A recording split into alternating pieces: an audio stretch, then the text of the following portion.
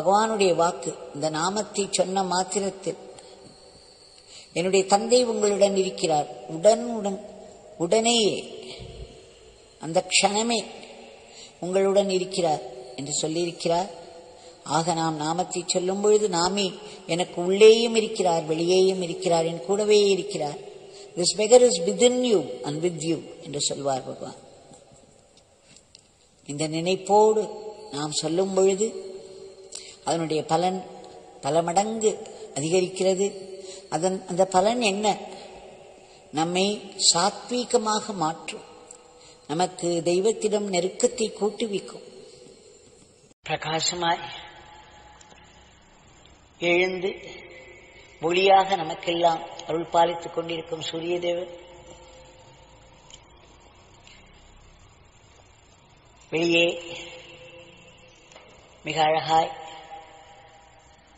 சிகப்பு கலரில் இந்த பிரதான் மந்திர் முழுவதையும் அவருடைய ஒளியால் நிரப்பிக் கொண்டிருக்கிறார். அவருடைய கருணையது.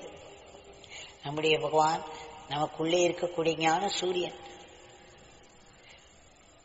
நம்முடைய சைத்தன்ய பிரகாசமாய் நமக்குள்ளே இருந்து கொண்டு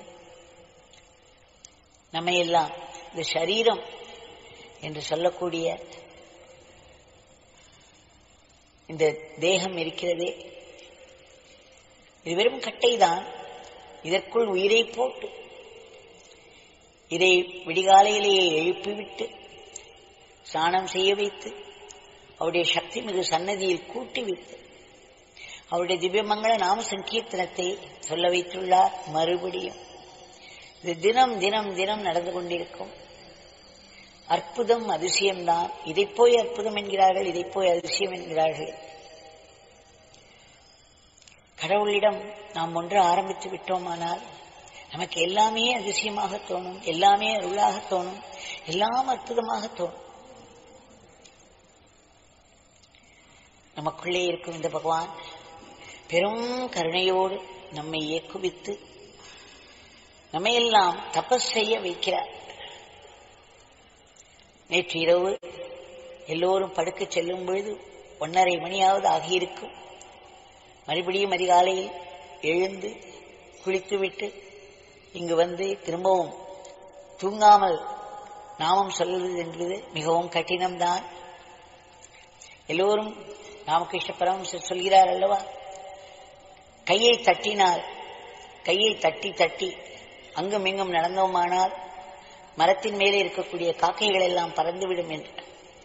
கையை தட்டி நாம் நாமத்தை சொன்னோமானால் நம்முடைய தூக்கம் எல்லாம் பறந்து, பாதி தூக்கத்தில் தான் எல்லோரும் வந்து பாடுகிறார்கள். அதனால்தான் நாமத்தை வேகப்படுத்த வேண்டியிருக்கிறது, கைத்தட்டி பாட வேண்டியிருக்கிறது. இதையெல்லாம் நம்மை தமசிக் நிலையிலிருந்து ஒரு ராஜசிக் நிலைக்கு எடுத்துச் செல்லும்.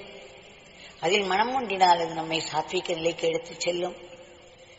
இது எல்லாவற்றையும் செய்விக்கும் அந்த பெரும் கருணை பேராறு யோகிராம் சுரத்குமாருடைய அருளை கொண்டாடி கொண்டாடி நன்றியோடு அவருடைய நாம தாமரைகளை, அவருடைய திருவடி தாமரைகளை சமர்ப்பித்து விட்டோம். இன்றைக்கு புதிய வருடம். ஏதேனும் புதிதாக நடந்துவிட்டதா என்ன?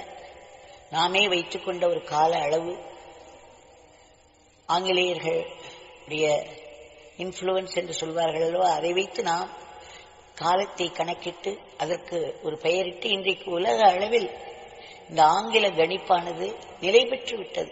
அதனால் நம்முடைய வாழ்க்கையிலும் இதற்கு ஒரு பெரிய இடம் வந்துவிட்டது. இதை வைத்துதான் இந்த இங்கிலீஷ் டேட் என்று சொல்கிறோம் அல்லவா, இந்த ஆங்கில தேதிகளை வைத்துதான் நம்முடைய வாழ்க்கை ஓடிக்கொண்டிருக்கிறது.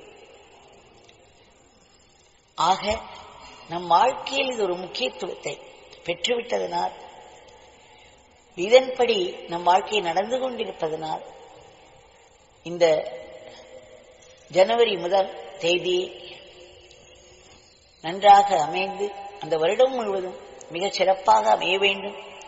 நமக்கு அமைதியாக வாழ்க்கை செல்ல வேண்டும், மகிழ்ச்சியோடு இருக்க வேண்டும், ப்ராப்ளம் ஃப்ரீ, பிரச்சனைகள் இல்லாத வருடமாக இது இருக்க வேண்டும். எல்லோர் மனதிலும் இரக்க சுபாவம் வர வேண்டும். நற்குணங்கள் எல்லாம் வளர வேண்டும், மனம் தூய்மையாக வேண்டும், எங்கும் சுபிக்ஷம் பெருக வேண்டும். வேண்டாத விவகாரங்கள் எல்லாம் வளரவிட்டு மாட்டிக்கொள்வதை விட ஒதுங்கி இருந்து இறைவனை நினைத்து நம்முடைய வாழ்நாளின் பயனை நாம் பெற வேண்டும். அதனால் இந்த புதிய வருடம் அன்று எல்லோரும் ஒரு சபதம் எடுத்துக்கொள்வோம், ஒரு விரதம் எடுத்துக்கொள்வோம். என்ன விரதம்? நம்முடைய பகவான் மிக அழகாக சொல்லியிருக்கிறார், கடவுளை நினைப்பவர்கள் மட்டுமே உயிர் வாழ்கிறார்கள். மற்றவர்களுடைய உடலில் மூச்சுக்காற்று போய்கொண்டிருந்தாலும் அவர்கள் பிணத்துக்கு சமம் என்று. ஏனென்றால் இந்த உடலும் அந்த மூச்சுக்காற்றும் இதை ஒட்டிய வாழ்க்கையும் அவரை நினைப்பதற்காகவே அவர் உருவாக்கியவை. அதனுடைய நோக்கத்தை நாம் இழந்தோமானால் நம் உயிரையே இழந்த பேரிழப்பு தான். அதனால் பகவான் அதற்காக ஒரு சிறந்த உபாயத்தையும் சொல்லியிருக்கிறார். இந்த கலியுகத்தில் எங்கு திரும்பினால் ராமகிருஷ்ணர் சொல்வார் அல்லவா, கரி ஒட்டிக்கொண்டிருக்கும், எங்கும் கரி ஒட்டிக்கொண்டிருக்கும் ஒரு அறைக்குள் சென்று விட்டோமானால் நம் முகத்திலோ உடலிலோ ஏதேனும் ஒரு இடத்தில் கரி பூசிக்கொள்ளாமல் வெளியே வர முடியாது. அந்த மாதிரியான கரிய காலம் இது. நாம் எவ்வளவுதான் முயற்சி செய்தாலும் ஏதேனும் ஃபோர்சஸ், இன்ஃப்ளூயன்சஸ் நமக்குள்ளே நுழைந்து நம்மை சில நேரங்களில் நிலைகுலைய செய்துவிடும். அப்படி எதுவுமின்றி நம்மை நாம் தூய்மையாக வைத்துக் கொண்டு நம்முடைய வாழ்க்கையின் பயனை நாம் பெற வேண்டும். அதே சமயம் நம்முடைய அன்றாட வாழ்க்கை அதை ஒட்டிய விவரங்கள் எல்லாம் நாம் சரியாக கவனிக்க வேண்டும் என்றால் அந்த இறைவனோடு கனெக்ஷன், தொடர்பு வைத்துக் கொண்டே இருக்க வேண்டும். சுலபமாக அவருடைய நாமத்தை சொல்லிக் கொடுத்திருக்கிறார். இந்த நாமம் சொல்வதனால் எப்படி நாம் ஆன்மீகத்தில் முன்னேற முடியும்? ஒரு கதை மிக அழகாக தெளிவாக சொல்லப்பட்டிருக்கும் ஒரு கதையை பார்த்தேன். சுவாமி கமலாத்மானுக்கு என்னுடைய மனமார்ந்த நன்றி. இந்த திருவண்ணாமலையில் எடுத்துக்கொண்டீர்களானால் சேஷாத்ரி சுவாமிகள்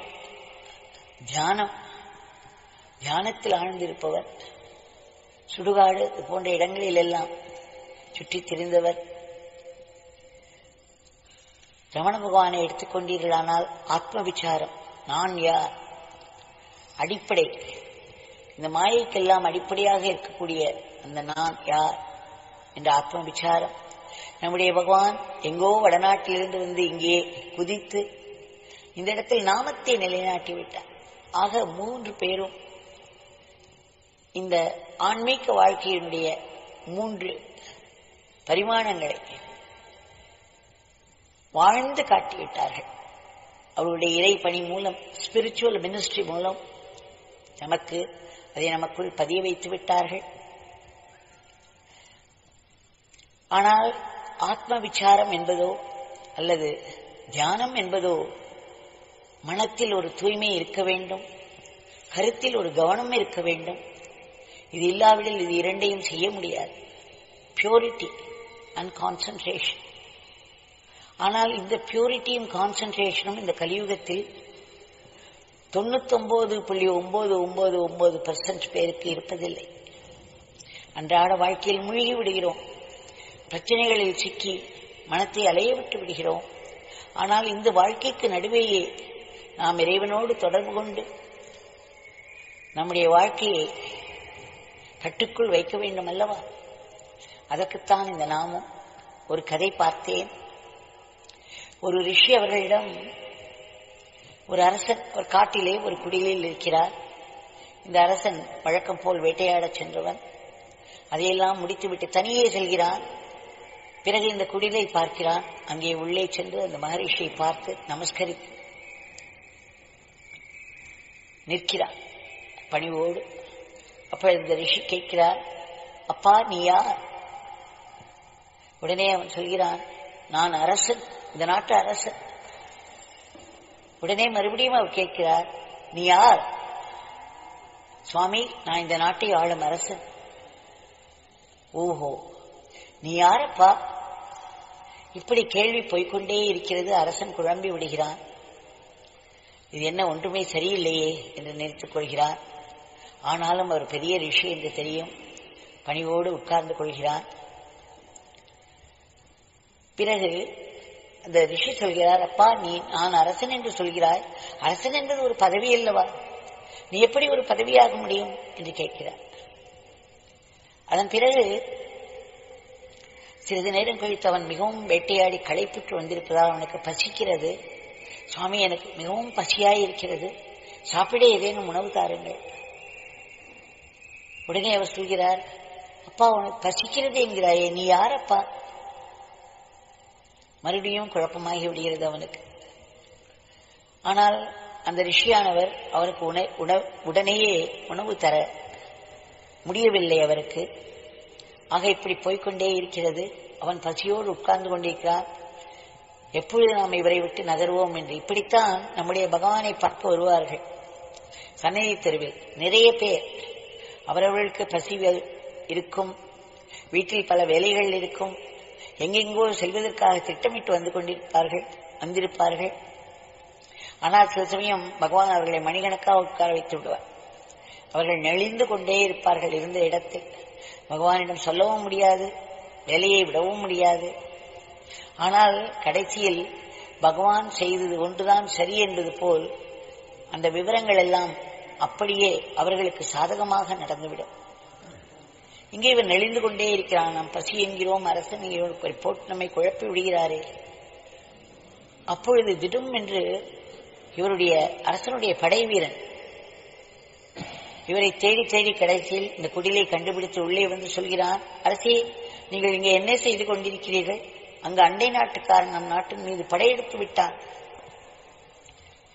இப்பொழுது ஒரு எமர்ஜென்சி சிச்சுவேஷன் என்று சொல்கிறார். உடனே அரசன் ஒரு பரபரப்பு.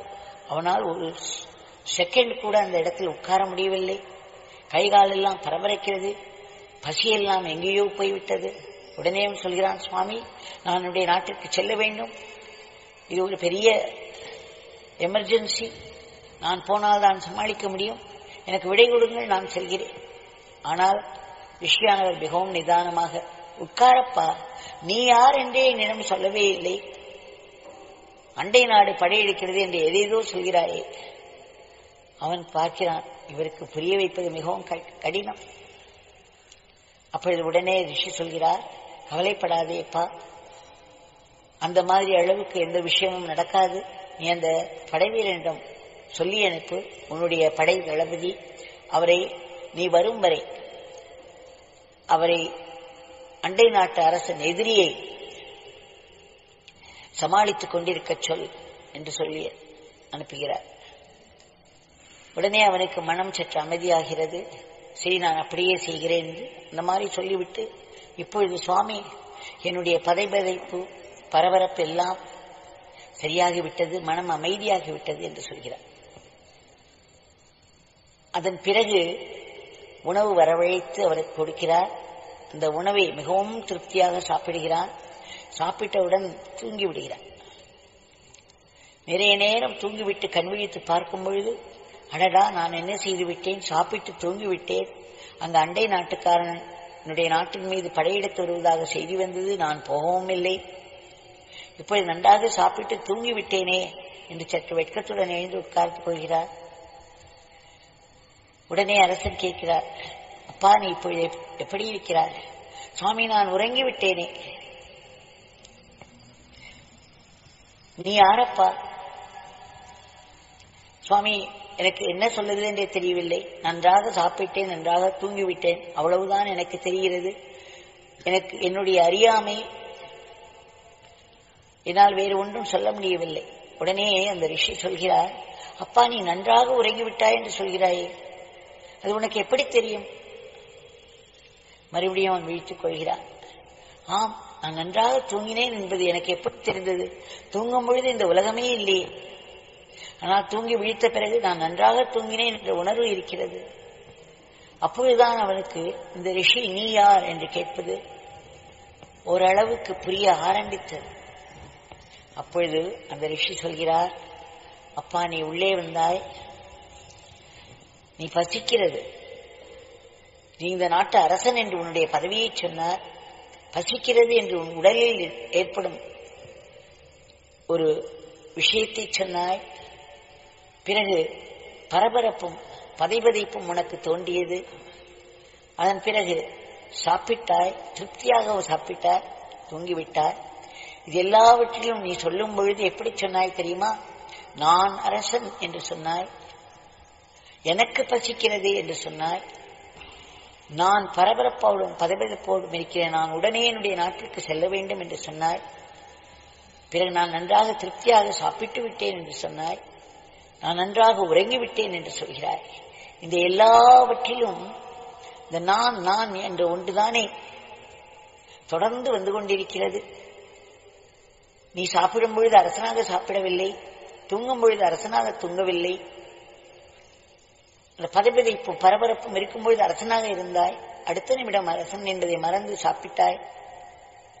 இவையெல்லாம் மாறி மாறி நடக்கும் பொழுது இந்த நான் என்ற ஒன்று மட்டும் எல்லாவற்றையும் தொடர்ந்து நிலையாக வந்தது பார்த்தாயா? இந்த நான் யார் என்று அவர் கேட்டவுடன் நான் அவனுடைய அறிவு விழித்துக் கொண்டது. ஆம், அந்த நான் என்பது இத்தனை பதவி, பதைபதைப்பு, பசி, உறக்கம் இவை எல்லாவற்றிற்கும் பின்னால் இந்த நான் என்ற ஒன்று இருக்கிறது. இந்த நான் என்பது நிலைத்து இருக்கிறது. இந்த நான் இருப்பதனால்தான் நான் அரசனாக முடிந்தது, எனக்கு பசி எடுத்தது, இந்த உடலில் எல்லா விதமான ஆக்ஷன்ஸ் ரியாக்ஷன்ஸ் எல்லாம் நடந்தது. இந்த நான் என்ற ஒன்று மட்டும் நிலைத்து இருக்கிறது. இந்த நான் தான் எல்லாவற்றையும் கவனித்து வருகிறது. அந்த நான் அடிப்படையில் இருப்பதால் தான் இவையெல்லாம் எனக்கு நடக்கிறது என்ற உணர்வும் இருக்கிறது, பின்னால் அது ஞாபகமாகவும் இருக்கிறது. இந்த அடிப்படை நான் யார் என்ற கேள்வி, இதுதான் ஆத்ம விசாரம் என்று சொல்கிறார். இது எல்லாம் சரிதான். பிறகு அந்த நான் யார் என்று எப்படி கண்டுபிடிப்பது? அந்த நான் யார் என்று கண்டுபிடிப்பதற்கோ அல்லது சேஷாத்ரி சுவாமிகள் போல் தியானத்தில் அமர்வதற்கோ ஒரு பக்குவம் வேண்டும். நம்முடைய மனதில் சதா இதை பற்றிய எண்ணம், அதை பற்றிய எண்ணம். யாரேனும் நம்மை புகழ்ந்து விட்டால் உடனே நாம் பூரித்து போகிறோம். யாரேனும் நம்மை பாராமுகமாக இருந்தால் உடனே மனம் தவித்து போகிறது, கோபம் வருகிறது, கர்வம் வருகிறது. இப்படி சதா நாம் ரியாக்ட் செய்து கொண்டே இருக்கிறோம் அல்லவா? இந்த ரியாக்ஷன் எல்லாம் எதிலிருந்து வருகிறது? நான் அரசன் என்று சொல்கிறான் அல்லவா? இந்த அரசன் என்று ஒன்று ஒட்டி கொண்டிருக்கிறது. நான் ஒரு பெண், நான் ஒரு ஆண், நான் படிக்கிறேன், நான் வேலை பார்க்கிறேன், நான் கணவன், நான் ஒரு தந்தை, இப்படியெல்லாம் பலவற்றை இந்த நானோடு ஒட்டி கொண்டிருக்கும். அதனால்தான் நம் மனதில் இத்தனை எண்ணங்கள். அதை என்ன செய்வது என்று தெரியாமல் முழிக்கிறோம்.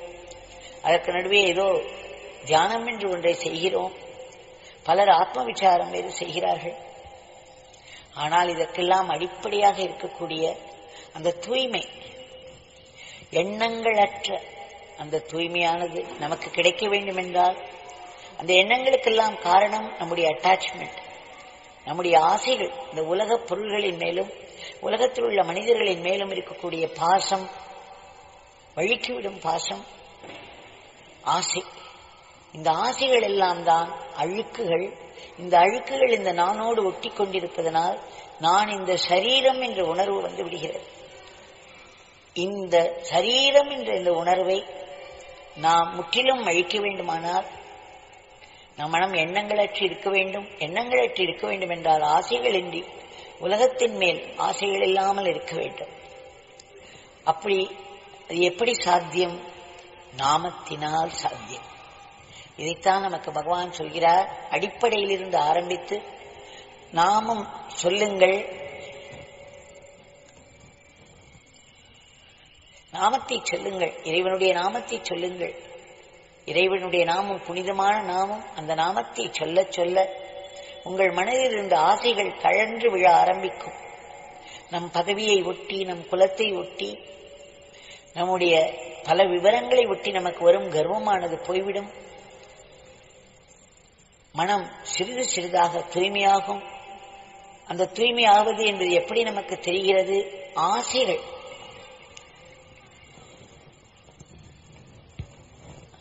ஆசைகள் மனதிலிருந்து போக்க வேண்டும்.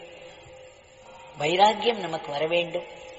இந்த நிலையை எட்டினால்தான் தியானமும் சாத்தியம், ஆத்ம விசாரமும் சாத்தியம். அதனால் நாமத்தை பற்றிக் கொள்வோம். நம்முடைய பகவான் 500 வருடங்களுக்கு ஒரு முறைதான் இந்த மாதிரி ஒரு பிச்சைக்காரன் வருவான் என்று சொல்லியிருக்கிறார். அவர் நம்மிடம் மிகவும் எளிமையாக பழகி நமக்கு அவருடைய திருநாமத்தை கொடுத்து நம்மையெல்லாம் தூய்மைப்படுத்துவதற்காகத்தான் அவதரித்திருக்கிறார்.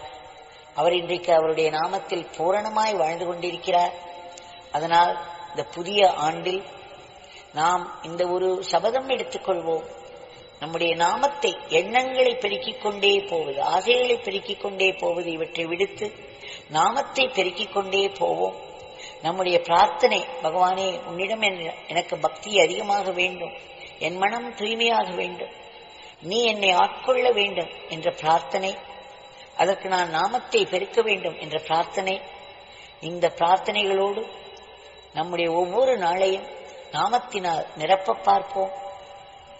நான் ஒரு அரசன், நான் ஒரு CEO, இப்படி என்று எதேதோ ஒட்டி கொண்டிருக்கிறோமே.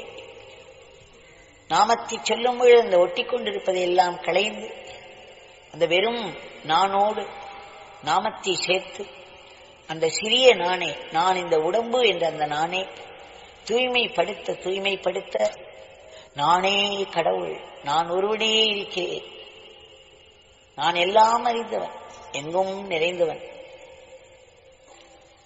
சர்வ வல்லமை படைத்தவன் என்ற எண்ணம் நமக்கு தலைத்தூக்க ஆரம்பிக்கும். இதைத்தான் நாம் அகம்பாவம் என்று சொல்லக்கூடிய இந்த சாதாரண நிலையில் இருக்கும் நாம் ஆத்மபாவம் நம்மிடம் ஓங்க ஓங்க கடைசியில் நாமே கடவுள் என்பதை உணர்வோம். அதனால் இந்த புதிய ஆண்டில் எத்தனை பிரச்சனைகள் வந்தாலும் நாமத்தை சொல்ல சொல்ல அவையெல்லாம் சமாளிக்கக்கூடிய சக்தி நமக்கு பெருகும். சில சமயம் நாமத்தை நாம் ஒரு பிரார்த்தனைக்காக சொல்ல ஆரம்பித்தால் அந்த பிரச்சனையே இல்லாமல் போய்விடும். இந்த நாமத்தினால் உள்ளத்திலேயும் வெளியே வாழ்க்கையிலும் பல மாற்றங்கள் சுலபமாக நமக்கு ஏற்படும். திரும்ப திரும்ப பகவானிடம் வேண்டிக் கொள்வோம். இந்த ஆண்டு எல்லோருக்கும் இனிமையாக, சந்தோஷமாக, பிரச்சனைகள் இன்றி மங்கள காரியங்கள் நிறைந்ததாக, அதே சமயம் மனதில் நாமத்தை ஆழமாக நிலைநாட்டி அதன் உதவியோடு இவை அனைத்தையும் நாம் பெற்று முடிந்த அளவிற்கு மற்றவர்களுக்கு உதவியை செய்வோம் என்ற எதிர்பார்ப்பும் இன்றி. அப்பொழுது நம்முடைய ஒவ்வொரு அசைவும் தபஸாகிவிடும். நாம் சொல்லும் ஒவ்வொரு வார்த்தையும் இறைவனை ஒட்டியதாக இருக்கும். வாழ்வினுடைய பலனை நாம் பெற வேண்டும் என்று பிரார்த்தித்துக் கொள்வோம். இன்றைய பிரார்த்தனையும் வழக்கம்போல் சமர்ப்பித்துக் கொள்வோம். இந்த உலகத்தில் வன்முறை தலைவிரித்து ஆடுவதை பார்க்கிறோம். பேப்பரை பிரிப்பதற்கே பயமாக இருக்கிறது. பகைமை பாராட்டுதல் நடந்து கொண்டே இருக்கிறது. போர் சூழ்நிலை திடும் திடும் என்று நம்மை தாக்கும். கொடிய வியாதிகள், இயற்கையின் சீற்றங்கள். பகவான் தாங்கள் ஒருவரே இவை எல்லாவற்றையும் அகற்றி மனசிலே அமைதியும் சந்தோஷத்தையும் தர முடியும். நட்புணர்வையும் சகோதரத்துவத்தையும் நிலைநாட்ட முடியும். இந்த வியாதிகளையும் இயற்கையின் சீற்றங்களையும் கட்டுக்குள் வைத்திருக்க முடியும். அது மட்டுமின்றி இன்றைய உலகத்திற்கு காரணமாயிருக்கக்கூடிய எதிர்மறை எண்ணங்களை எல்லாம் எங்கள் மனதிலிருந்து அழிக்க வேண்டும். அதற்கு நீங்கள் எங்களுக்குள் வேரூன்ற வேண்டும். உங்களுடைய நாமம் எங்களுக்குள் வேரூன்ற வேண்டும். ஆங்காங்கே மனிதர்கள் பல சமுதாயத்தை, பல மொழியை பேசும், பல மதத்தை தழுவிய பலவிதமான மக்கள் பல துன்பங்களில் சிக்கி செய்வதறியாத உதவியின்றி, பாதுகாப்பின்றி எல்லாம் துன்பத்தில் தவித்துக் கொண்டிருக்கிறாள். இது நிறைய பேருடைய மனதிற்கு வரும். நமக்கு அந்த சென்சிட்டிவிட்டி இருந்தால் அந்த ஓலங்கள் நமக்குள் கேட்கும். மனிதர்களுடைய துன்பங்கள் நமக்குள்ளே பிரதிபலிக்கும். தங்களிடம் மீண்டும் மீண்டும் மீண்டும் வேண்டிக் கொள்கிறோம். தங்களுடைய கருணையை அவர்களுக்கெல்லாம் எட்டி அவர்களுக்கு வேண்டிய உதவியும் பாதுகாப்பும் கிடைக்க வேண்டும். சுயநலமின்றி மற்றவர்களுக்காக எப்பொழுதும் உழைத்துக் கொண்டிருக்கும் நல்ல ஆத்மாக்களுக்கு பழி பாவங்களிலிருந்து பாதுகாப்பு கிடைக்க வேண்டும். நாட்டின் பொருளாதாரத்துக்கு ஒரு பெரிய ஏற்றம் கிடைக்க வேண்டும். நாடு பல துறைகளிலும் மிக சிறப்பாக வளர்ச்சியுற்று உன்னத நிலையை அடைந்து இந்த உலகத்தையே விஸ்வகுருவாக தர்மத்தின் பாதையில் இட்டுச் செல்ல வேண்டும். தங்களுடைய திவ்யமங்கள நாமத்தை நாங்கள் சதா உச்சரித்துக் கொண்டே இருக்க வேண்டும். தங்களுடைய லீலைகளையும் உபதேசங்களையும் மனதிற்கு கொண்டு வந்து அவைகளை ஜீரணித்து அவைகள் எங்களுடைய ஆத்ம சக்தியாக ஓங்க வேண்டும். தங்களுடைய கைகளிலே எல்லோருமே கருவிகள்தான். ஆனாலும் யாருக்கும் இது தெரிவதில்லை. நாம் தான் நினைக்கிறோம், நாம் தான் பேசுகிறோம், நாம் தான் எல்லாம் செய்கிறோம் என்ற உணர்வுதான் மேலோங்கி நிற்கிறது. நாங்கள் தங்களுடைய கைகளிலே சாத்வீக கருவிகளாக மட்டுமே இயங்க வேண்டும். ஒரு துரியோதனனாகவோ கம்சனாகவோ ராவணனாகவோ இருக்கக்கூடாது. எங்களுடைய அன்றாட வாழ்க்கைக்கு அடிப்படை நீங்கள்தான். எங்களுள்ளே இருக்கக்கூடிய அடிப்படை நான் நீங்கள்தான் என்பதை நாங்கள் உணர வேண்டும். தங்களுக்கு அர்ப்பணமாக அதை செய்து வந்தால் தான் அது முடியும். மாயையின் பிடிக்குள் தப்பித்தவரை கூட சிக்கிவிடக்கூடாது. தங்களுடைய பெருநிலை, பேரானந்த பெருநிலை எங்களுக்கும் கிட்ட வேண்டும். அது எங்களுடைய பிறப்பு உரிமை என்று பெரியவர்கள் சொல்கிறார்கள். ஆனால் அதற்கு எங்கள் மனதில் இருந்து ஆசைகள் கழண்டு விழ வேண்டும். மனதிற்கு தூய்மை வர வேண்டும். கோபம், பயம், துக்கம், பொறாமை இவைகள்தான் வாழ்க்கையை போட்டு அலைக்கழித்துக் கொண்டிருக்கிறது. இது எல்லோருடைய அனுபவம். யார் ஒருவரும் இதற்கு விலக்கு. இவையெல்லாம் மனதினுடைய கெட்டியான அழுக்குகள். பல ஜென்மங்களில் நாம் தூக்கிக் கொண்டு வந்து கொண்டிருக்கும் அழுக்குகள். இதையெல்லாம் அகற்றும் ஆற்றல் கொண்ட தங்களுடைய திவ்யமங்கள நாமத்தை நாங்கள் அடைக்கலம் அடைந்து இடைவிடாது அதை உச்சரித்துக் கொண்டே இருக்க வேண்டும். அது ஆத்ம சக்தியாக ஓங்க வேண்டும். கையில் வந்து விழும் வேலைகளில் நாம் சிறிதோ பெரிதோ தங்களுடைய சேவையாக மட்டுமே பாவித்து ஆனந்தமாக தங்களுக்கு அர்ப்பணமாக அதை செய்து வர வேண்டும். அது எங்களுடைய ஆத்ம சக்தியாக ஓங்க வேண்டும். வாழ்க்கை என்ன கொண்டு வந்து கொடுத்தாலும் அது தங்களுடைய சங்கல்பத்தினால் நடக்கிறது. தங்களுடைய பெருந்திட்டத்தின் அங்கமாகத்தான் அது நடக்கிறது. சுகமோ துக்கமோ தங்களிடமிருந்து வருவதனால் அது கண்டிப்பாக ஒரு பெரிய ஆசீர்வாதமாக மட்டுமே இயங்கும். அது உங்களை நோக்கி தள்ளிவிடும். கஷ்டமில்லை என்றால் நாம் கடவுளை திரும்பி கூட பார்க்க மாட்டோம். எங்களுக்கு பெரும் நன்மையை செய்யும், தங்களிடம் நெருக்கத்தை கூட்டும். மனம் தூய்மையானால் எங்கும் நிறைந்திருக்கும் உயிர் துடிப்போடு கூடிய தங்களுடைய தெய்வீக இருப்பை எங்களால் உணர முடியும். வாழ்க்கை நிகழ்ச்சிகள் அனைத்தைக்கும் உலகத்தில் நடக்கக்கூடிய அத்தனை நிகழ்வுகளுக்கும் பின்னால் தங்களுடைய சங்கல்பம்தான் இருக்கிறது என்பதை நாங்கள் உணர வேண்டும். திடும் என்று வாழ்க்கையில் ஏதேனும் துக்கங்கள் தாக்கினால் நிலைகுலைந்து போவது பதிலாக, மற்றவர்களை எல்லாம் குற்றம் சாட்டுவதற்கு பதிலாக, என்னுடைய கர்மவினை இப்பொழுது வேலை செய்ய தொடங்கிவிட்டிருக்கிறது என்பதை உணர்ந்து தங்களை நொந்து கொள்ளாமல், தங்களிடமிருந்து விலகிவிடாமல், தாங்கள் கட்டாயம் என்னுடைய கஷ்டங்களை எல்லாம் ஆசீர்வாதமாக மாற்றி விடுவீர்கள் என்ற நம்பிக்கை எங்களுக்கு வர வேண்டும். உங்களுடைய வாக்குறுதி அது. தாங்கள் அப்படி செய்து வருவது பல பேருக்கு அனுபவமாகவும் இருக்கிறது. தங்களிடம் நாங்கள் எப்பொழுதும் நன்றியோடு இருக்க வேண்டும். உலகத்தில் உள்ள ஜீவராசிகள் அனைத்திற்கும் ஏதேனும் ஒரு மேன்மை கிட்ட வேண்டும். இறுதியாக வாழ்வின் கொடிய பிறப்பு இறப்பு சூழலிலிருந்து நாங்கள் முற்றிலும் விடுபட வேண்டும். இவை எல்லாவற்றிற்கும் அடிப்படை காரணம் அந்த நான் அரசன், நான் மந்திரி, நான் பெரும் பதவியில் இருப்போம் என்ற கர்வம். இந்த நான் என்பதோடு இந்த சிறிய நான், அதைச் சேர்ந்து எனக்கு, என்னை சேர்ந்தவர்கள் என்ற உணர்வு, நான் எனது என்பதுதான் நம்முடைய வாழ்க்கையை ஆட்டி படைத்துக் கொண்டிருக்கிறது. இந்த அகங்காரத்தின் பிடியிலிருந்து நாம் முற்றிலும் விடுபட வேண்டும். அப்பொழுதுதான் எல்லோருக்கும் மரணமில்லா பெருவாழ்வு கிட்டும். அது கிட்ட வேண்டும் என்ற ஆத்மார்த்தமாய் நாங்கள் மீண்டும் மீண்டும் வேண்டிக் கொள்கிறோம், வேண்டிக் கொண்டே இருப்போம். எல்லோருக்கும் இனிய புத்தாண்டு வாழ்த்துக்கள் யோகி ராம் சரத்குமார் ஆசிரமத்தின் சார்பில் அறிவித்துக் கொள்கிறோம். பிரார்த்தனை செய்து கொண்டிருக்கிறோம். எல்லாருடைய நியாயமான பிரார்த்தனைகளும் நிறைவேற வேண்டும் என்று நாங்கள் பிரார்த்தனை செய்து கொண்டிருக்கிறோம். எல்லோரும் நிறைய நாமத்தை சொல்ல வேண்டும், நிறைய உதவிகளை சேவையாக செய்து வர வேண்டும் என்று பிரார்த்தித்துக் கொள்கிறோம்.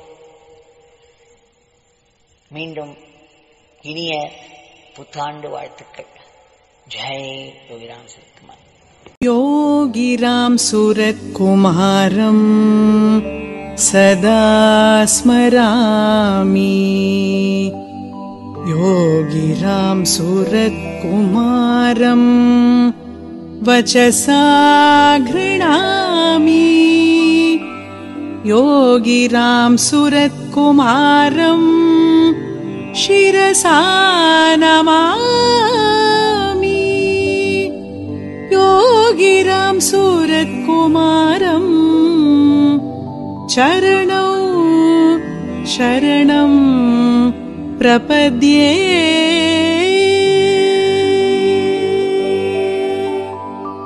Yogi Ram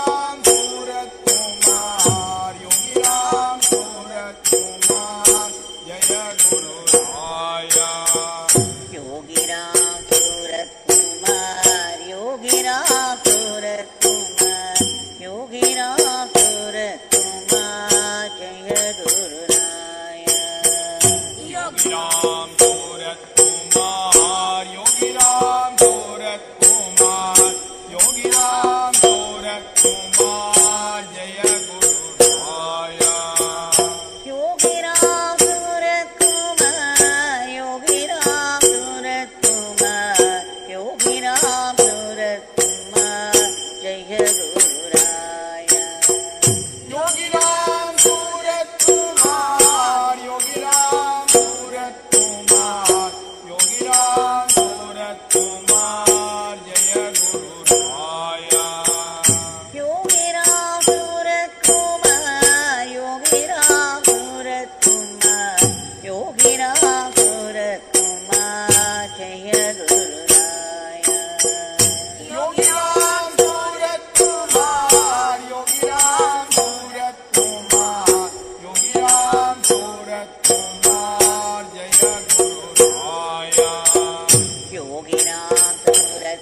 कुमार योगी राम सूरत कुमार योगी राम सूरत कुमार जय गुरुराया योगी राम सूरत कुमार योगी राम सूरत कुमार योगी राम सूरत कुमार जय गुरुराया योगी राम सूरत कुमार योगी राम सूरत कुमार योगी राम सूरत कुमार जय गुरुराया योगी राम सूरत कुमार योगी राम सूरत कुमार योगी राम सूरत कुमार जय गुरुराया योगी राम सूरत कुमार योगी राम सूरत कुमार योगी राम सूरत कुमार जय गुरुराया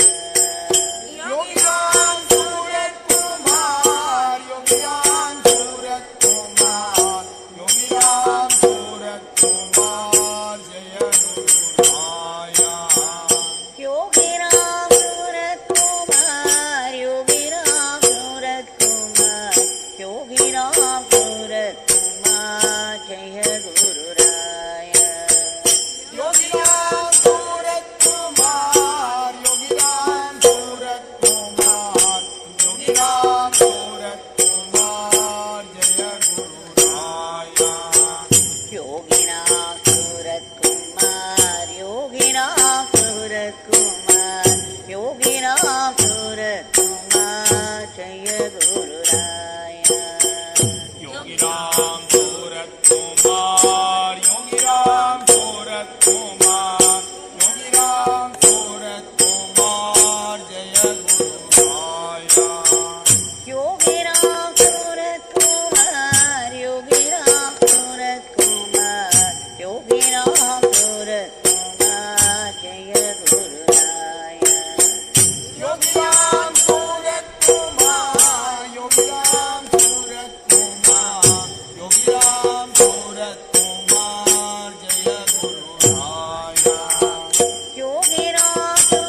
कुमार योगी राम सूरत कुमार योगी राम सूरत कुमार जय गुरुराया योगी राम सूरत कुमार योगी राम सूरत कुमार योगी राम सूरत कुमार जय गुरुराया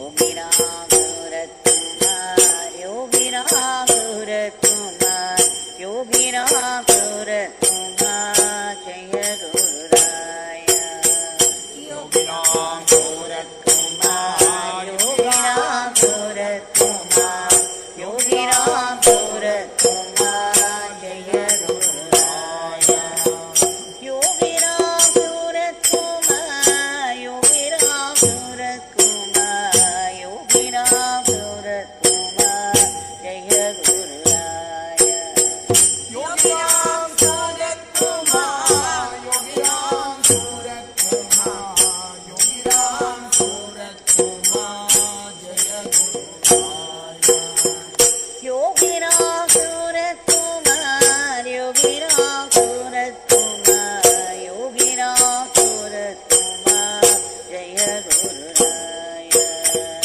योगी राम सूरत कुमार योगी राम सूरत कुमार योगी राम सूरत कुमार